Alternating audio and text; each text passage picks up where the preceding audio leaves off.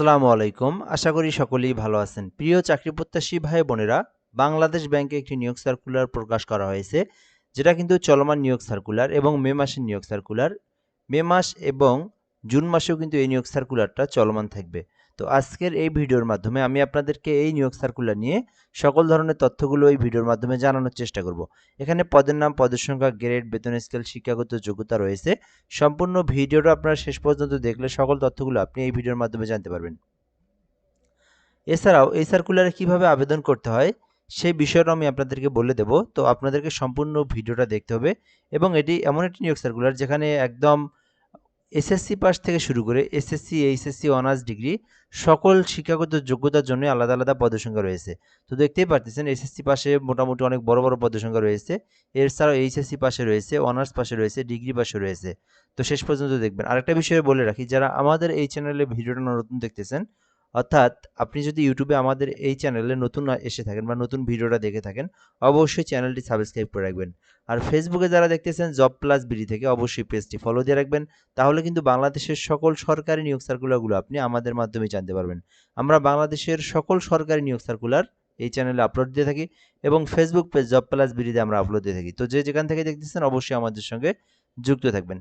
The security printing corporation Bangladesh limited গাজীপুরে নিম্নবর্ণিত পদসমূহে নির্ধারিত বেতন স্কেল এবং পরিচালিত বিধি অনুযায়ী পর্যায়ে অন্যান্য সুযোগ সুবিধা সমূহে এবং অস্থায়ী ভিত্তিতে প্যানেল প্রস্তুতি নিমিত্তে বাংলাদেশি নাগরিকদের নিকট হতে অনলাইনে আবেদনের জন্য আহ্বান করা যাচ্ছে। অর্থাৎ এখানে বলা হয়েছে দ্য সিকিউরিটি প্রিন্টিং কর্পোরেশন, এটি কিন্তু বাংলাদেশ ব্যাংকের আওতাধীন একটি প্রতিষ্ঠান, দ্য সিকিউরিটি প্রিন্টিং কর্পোরেশন। ঠিক আছে?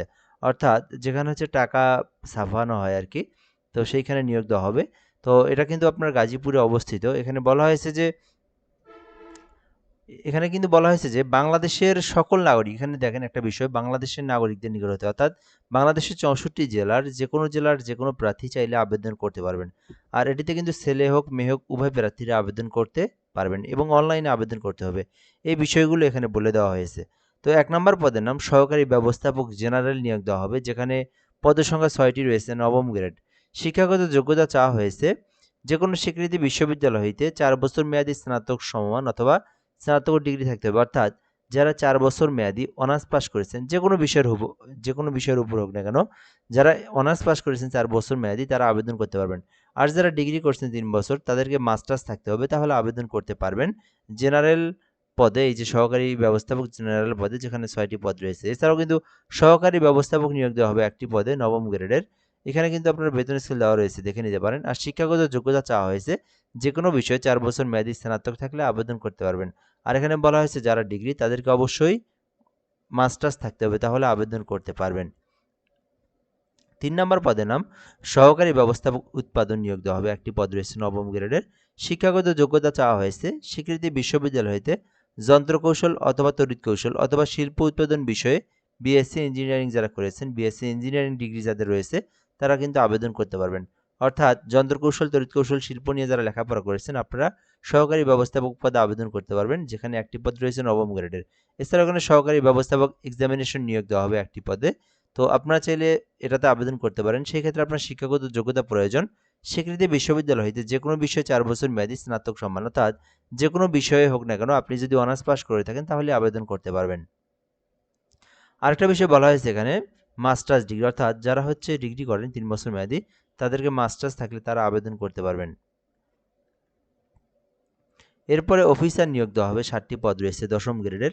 যেখানে বলা হয়েছে স্বীকৃতি বিশ্ববিদ্যালয় হইতে যে কোনো বিষয়ে 4 বছর মেয়াদী স্নাতক, অর্থাৎ যারা 4 বছর মেয়াদী অনার্স কমপ্লিট করেছেন তারা কিন্তু অফিসার জেনারেল, 7টি পদ, দশম গ্রেডের, এইটাতে আবেদন করতে পারবেন। এখানেও বলা হয়েছে যারা ডিগ্রি পাস করেছেন তাদেরকে মাস্টার্স থাকতে হবে। এক কথা যারা অনার্স করেছেন তারা আবেদন করতে পারবেন 4 বছর মেয়াদী, যারা ডিগ্রি করেছেন তাদেরকে মাস্টার্স পাশে আবেদন করা যাবে।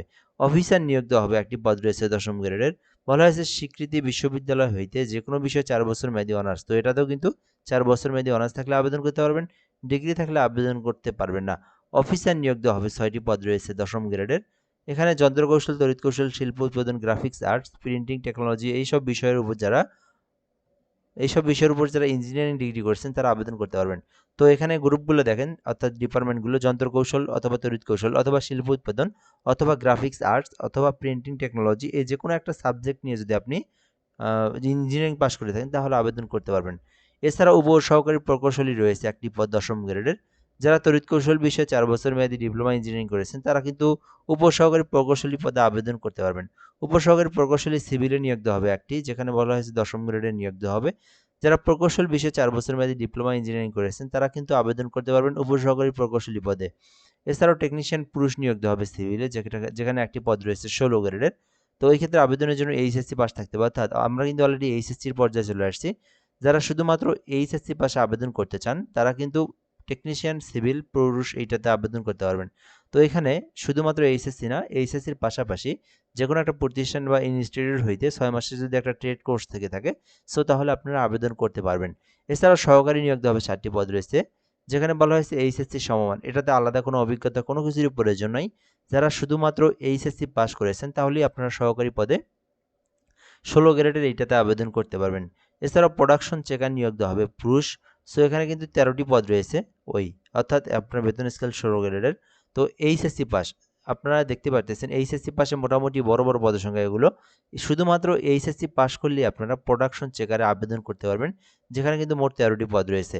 ইন্টারনাল চেকার রয়েছে, যেখানে 13টি পদ রয়েছে। যারা শুধুমাত্র এইচএসসি পাস করেছেন তারাই আবেদন করতে পারবেন। তারপরে রয়েছে পরীক্ষক রয়েছে, 27টি পদ রয়েছে। যারা শুধুমাত্র এইচএসসি পাস করেছেন তারা আবেদন করতে পারবেন। গাড়ি চালক পুরুষ নিয়োগ দেওয়া হবে 2টি, যেখানে বলা হয়েছে শুধুমাত্র এসএসসি পাস, ভারী যানবাহন চালানোর যাদের লাইসেন্স রয়েছে তারাই আবেদন করতে পারবেন, অগ্রাধিকার দেওয়া হবে। বেসিক্যালি সকলেই আবেদন করতে পারবে।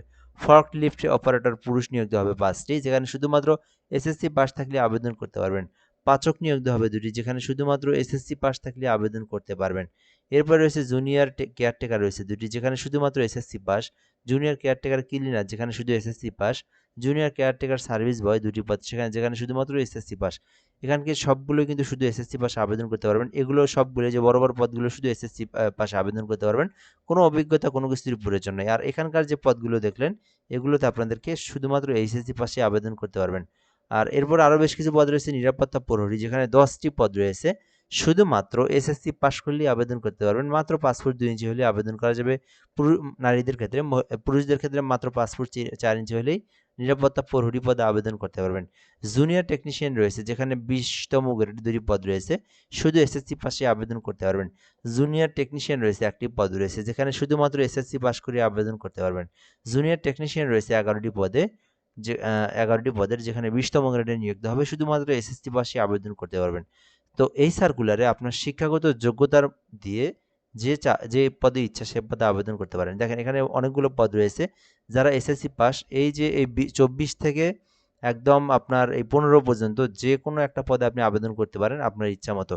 আবার এইচএসসি দিয়ে একদম 10 থেকে যে কোনো একটা পদে আবেদন করতে পারেন। আবার এখান থেকে আপনার যারা অনার্স পাস, তারপরে আপনার ডিগ্রি পাস, তারা এই যে 9 থেকে 1 পর্যন্ত যে কোনো পদে আবেদন করতে পারেন। তো আপনার শিক্ষাগত যোগ্যতা অনুযায়ী আপনি যে পদে চান আবেদন করতে পারবেন। আচ্ছা, এখানে আবেদন করতে একটা বিষয় কিন্তু বলে দিয়ে নিই, যারা সবগুলোর পদের নিচে এই যে অনার্স ডিগ্রি পাশে যে পদগুলো নিচে এখানে দেখবেন যে 2টিতে একম শ্রেণী থাকতে হবে। 2টি সাবজেক্টের মানে 2টি পরীক্ষার মধ্যে যে কোনো যে 2টিতে থাকতে হবে একম এবং দ্বিতীয় বিভাগ, অপরটিতে দ্বিতীয় বিভাগ থাকলে আবেদন করা যাবে। এই বিষয়টা আমি আপনাদেরকে একটু ক্লিয়ার করে বলে দিই এখানে কি বলা হয়েছে মূলত। বাংলাদেশ ব্যাংকের আওতাধীন যতগুলো নিয়োগ সার্কুলার রয়েছে প্রতিটা নিয়োগ সার্কুলারে একটা বিষয় উল্লেখ করা থাকে, সেটা হচ্ছে আপনার শিক্ষাগত যোগ্যতার মধ্যে 2টি পরীক্ষাতে কমপক্ষে ফার্স্ট ক্লাস, একটিতে সেকেন্ড ক্লাস থাকলে আবেদন করতে পারবেন। আচ্ছা, এটা কিন্তু অনেকেই বুঝতেছে না, আমি আপনাদেরকে বিষয়টা একটু ক্লিয়ার করে দিই।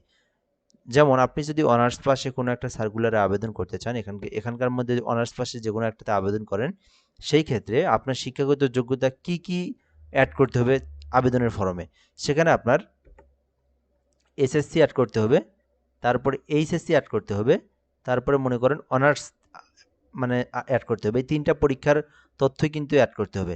তো এই 3টার মধ্যে যে কোনো 2টাতে আপনাকে ফার্স্ট ক্লাস রেজাল্ট থাকতে হবে, অর্থাৎ যেমন আপনার এসএসসি এইচএসসিতে যদি 3 পয়েন্টের উপর হয় তাহলে আপনি মনে করেন প্রথম বিভাগ মানে ফার্স্ট ডিভিশন আর কি। তো আপনার যদি এসএসসি এইচএসসিতে 3 পয়েন্টের উপরে রেজাল্ট হয় তাহলে আপনি আবেদন করতে পারবেন। আর অনার্সের ক্ষেত্রে মিনিমাম আপনাকে 2.25 এর উপরে আপনার রেজাল্ট হইলেও আবেদন করা যাবে। ঠিক আছে? অর্থাৎ আপনাদের যদি যাদের হচ্ছে 3টা পরীক্ষা দিয়ে ফার্স্ট ক্লাস তাদের তো কোনো কথাই নেই। আর যাদের 3টা পরীক্ষা যেমন এসএসসি এইচএসসি অনার্স 3টার মধ্যে মিনিমাম 2টাতে ফার্স্ট ক্লাস থাকতে হবে। যেমন বলে দিলাম এসএসসি এইচএসসিতে যদি আপনার 3 পয়েন্টের উপরে রেজাল্ট হয় আর এইচএসসিতে যদি আপনার 2.25 হয় তাহলে আপনি আবেদন করতে পারবেন। আবার যদি কারো এইচএসসিতে 3 পয়েন্টের কম হয়ে থাকে সেই ক্ষেত্রে আপনারা অনার্সের ক্ষেত্রে কিন্তু আবার রেজাল্ট ভালো হতে হবে। অনার্সের ক্ষেত্রে কিন্তু আবার 3 পয়েন্টের উপরে রেজাল্ট থাকতে হবে। সো আপনাদেরকে এখান থেকে শিটটাতে দেখতে পারেন কোনটাকে প্রথম বিভাগ বলা হয়, কোনটাকে সেকেন্ড বিভাগ বলা হয়। যেমন আপনার এখানে বলা হয়েছে এসএসসি এইচএসসিতে 5 এর মধ্যে আমাদের পরীক্ষা। সেক্ষেত্রে এসএসসিতে বলা হয় 3 পয়েন্টের উপরে প্রথম বিভাগ, 2 পয়েন্টের উপর থেকে 3 পয়েন্টকে দ্বিতীয় বিভাগ এবং 1 থেকে দ্বিতীয় বিভাগ। এই যে যাদের রেজাল্ট এই যে 1 তাদের কোনো আবেদনের কোনো সুযোগই নাই। ঠিক আছে? এই যে 2 পয়েন্টের নিচে কেউ আবেদনই করতে পারবে না। কোনো পরীক্ষাতেই যদি 2 পয়েন্ট থাকে। তো এসএসসির ক্ষেত্রে আপনার যদি এসএসসি, এইচএসসি দুইটাতেই যদি 3 পয়েন্টের উপর রেজাল্ট হয় তাহলে আবেদন করতে পারবেন। আর অর্জিত সিজিপিএ যেমন আপনার অনার্সের ক্ষেত্রে, ডিগ্রির ক্ষেত্রে, মাস্টার্সের ক্ষেত্রে এখানে আপনার মিনিমাম রেজাল্টটা 2.25 এর উপরে হলে আবেদন করতে পারবেন। এর নিচে 2.25 এর নিচে হলে কিন্তু আবেদন করতে পারবেন না। সো আশা করি আপনারা এই গ্রেডিং পদ্ধতিটা আপনারা বুঝতে পেরেছেন। এখন বিষয় হচ্ছে কিভাবে আবেদন করবেন।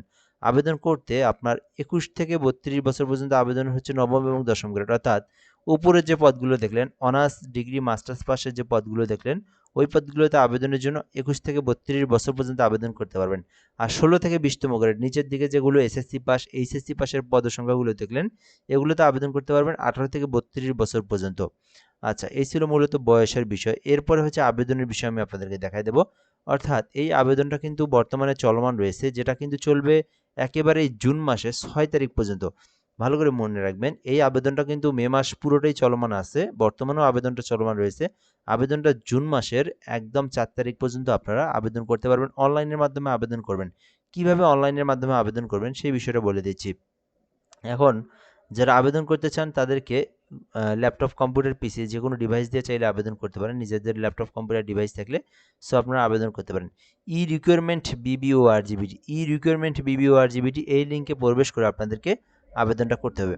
আমি আবারও বলে দিচ্ছি ই-রিক্রুটমেন্ট বিবিওআরজি.com বিডি, এই যে ORG.BD এই লিঙ্কটা আপনারা কপি করবেন বা আপনারা এখান থেকে সার্চ করতে পারেন। সার্চ করলে কিন্তু বাংলাদেশ ব্যাংকের আবেদনের ফর্ম পেয়ে যাবেন।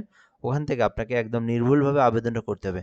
সো আবেদনটা যখন আপনি ফর্মটা পূরণ করবেন কিছু পার্সোনাল তথ্য লাগে, দেন এডুকেশনাল কোয়ালিফিকেশন লাগে, অর্থাৎ আপনার শিক্ষাগত যোগ্যতার তথ্য। তারপরে আপনার কিন্তু একটা ছবি, স্বাক্ষর আপনাকে আপলোড দিতে হয়। এগুলো সকল কিছু আপলোড দেওয়ার পর একটা পাসওয়ার্ড সেট আপ করতে হয়। দেন আপনাকে কিন্তু পরবর্তী স্টেপে আপনাকে কিন্তু পেমেন্ট করতে হয়, অর্থাৎ সরকারি ফি যেটা। তো এর আগে শুধুমাত্র রকেটের মাধ্যমে পেমেন্ট ছিল, বাট এখন কিন্তু সেইটা নগদ, বিকাশ, সকল মোবাইল ব্যাংকিং যেগুলো রয়েছে যে কোনো ব্যাংকিংয়ের মাধ্যমে আবেদন করা যায়। আগের মতো কিন্তু অপশন নেই। একেবারে আগের একটু আবেদনের পেমেন্টটা করতে একটু সমস্যা হয়েছিল। সমস্যা কি? একটু কঠিন পদ্ধতি ছিল রকেটের মাধ্যমে, বেশ কিছু প্রসেসের মাধ্যমে, বাট এখন কিন্তু আর সেইটা নাই। এখন কিন্তু সহজে স্ক্যান করে 1 মিনিটের মধ্যে পেমেন্ট করতে পারবেন, বাট পেমেন্ট করার পরে 20 মিনিট অপেক্ষা করলে অটোমেটিক পেমেন্টটা নিয়ে নেয়। এখন পেমেন্ট করতে কত টাকা লাগবে সেই বিষয়টা আমি আপনাদেরকে দেখা দিচ্ছি। সো বাংলাদেশ ব্যাংকের এই নিয়োগ সার্কুলারে আবেদন করতে আপনাদের খরচ হবে 200 টাকা। এখানে লেখা আছে কোথায় যেন, আমি দেখাই দিই, এই যে এখানে অফারযোগ্য 200 টাকা পেমেন্ট ফি দিতে হবে। সো আবেদনের কিন্তু প্রসেস নিয়ে আমার একটা ভিডিও রয়েছে। সো আপনারা ইউটিউবে সার্চ করলেই সেই ভিডিওটা উপরে চলে আসবে, ওইটা দেখতে পারেন। আর আমাদের মাধ্যমে যদি কারো আবেদন করতে চান, যারা ফেসবুকে দেখতেছেন তারা ইনবক্স করতে পারেন। আর যারা ইউটিউবে দেখতেছেন আপনাদেরকে কিন্তু আমরা একটা আপনারা কিন্তু কমেন্ট করতে পারেন, বা কমেন্টে আমি একটা নাম্বার দিয়ে দেবো।